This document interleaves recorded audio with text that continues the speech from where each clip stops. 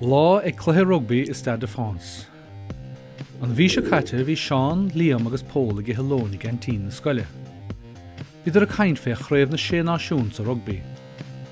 Bhí éire le haige húirt ar an bhreincint ar a seachtainna sin. Bharrta iad ar dulgadí an gluthe. Ar an saharn thugad ar aige réir fa phleá clia. Chroisid ar ceann scríbe cúpla ar a chligan na dhéag sin. Fuirid ar bosca lár na caharach.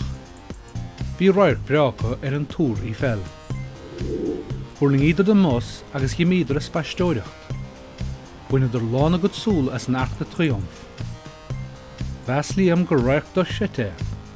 Ina dhéag sin chuad agus siop a sport le Harry Sporticnach. Thosnig an chluhéir a tíochlog. Bhí an Stade de France dubh le daoine. Bhí córach an bhardáine de dáiran. Bhí an rank fan cínig le hama leis an scór 2-1 le sí. Thosnig an tríide casas a dara le nuair a fuair éire clibert. Rug imreoir na héireann greimman den i bháit ar an líorthóid, agus rúise John Chúlar nós na gaotha. Bhí imreoirí na Francas na sála ar. Deirig leis a chosahúirt leis Harlín an úd. Deirig le héireann cicslánthe gáil. Bhí an chluithe idir rátheann na mea a son go ceann scríbe. Bhí loch leanúna na héireann a bécaigh an ard a gíine sa ngotha.